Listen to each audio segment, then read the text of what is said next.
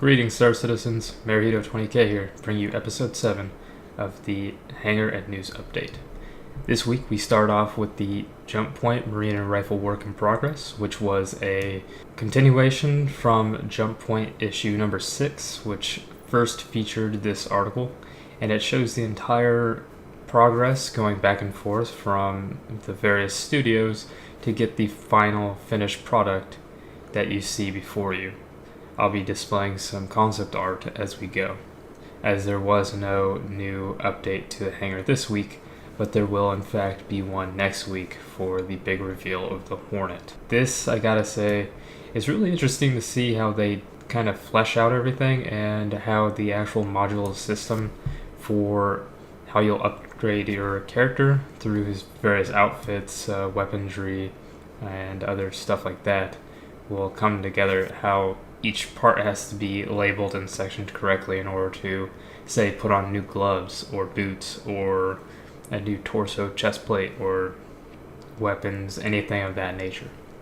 So next we had a news update, op.net Merc News, which was a bit of a lore building thing where it shows for those who want to be mercenaries, kind of there's going to be this background network that is almost resemblance of Cowboy Bebop in a way, where they had their own mercenary and bounty hunter news network, and that was how all the jobs were really displayed and put out there to the public to go after these high-paying jobs.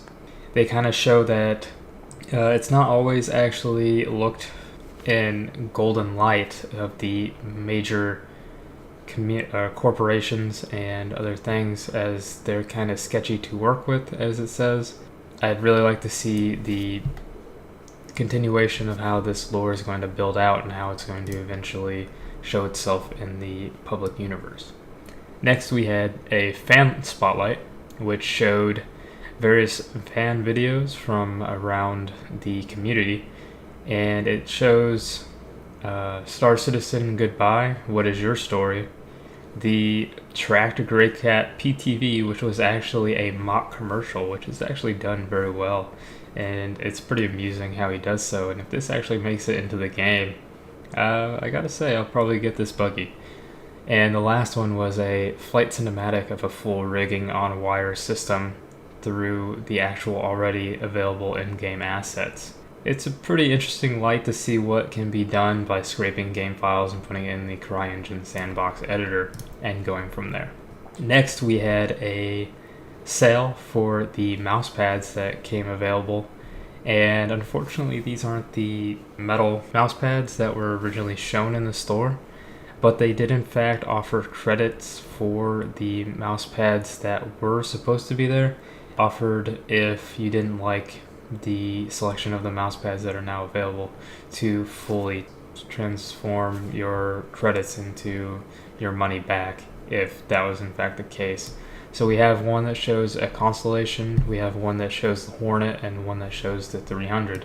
And one thing that people were saying was they really wanted to see a Bengal carrier, but that might come on the iteration of the metal mouse pads in the future.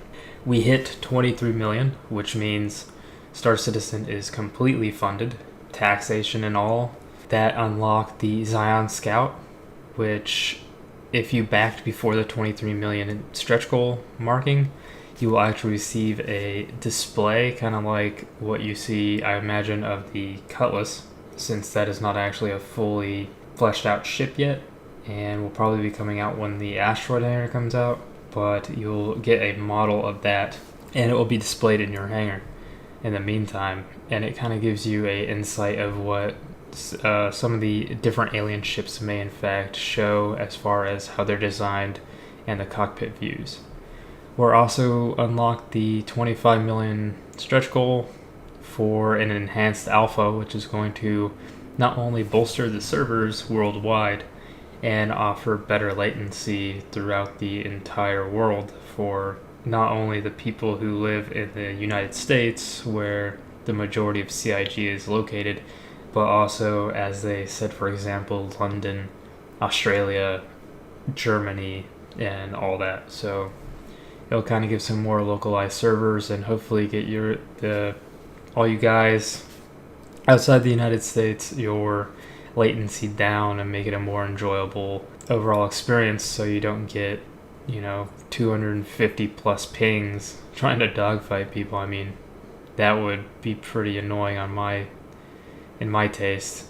So with that, they're also going to increase the amount of alpha slots that will be available, because at the moment we are at 6,000 left. I don't know about you guys, but that's been chipping away pretty fast these last couple weeks, so it'll be interesting to see how many more they put on with that bigger server cluster that they're going to be putting out. Next, we had a lore builder that kind of showed the history of racing, and not only that, it shows the Murray Cup and how that started, kind of how the racing syndicate and everything started around the Ellis system.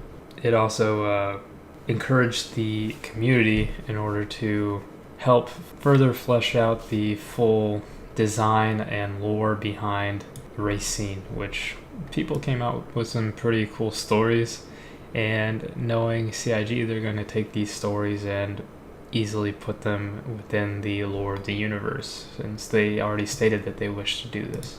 Last but not least, we have the Aurora brochure, which showed a very detailed look of all the different versions of the Aurora in all their glory. Came in mind of the Aurora 2044 or 2944 commercial showing the Legionnaire.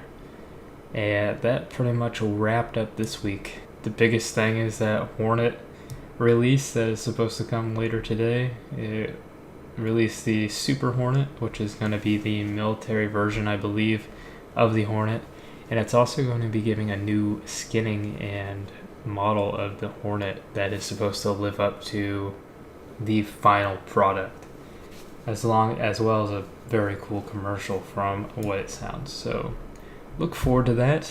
I will see you guys next week. Don't forget to like and subscribe if you enjoyed the show.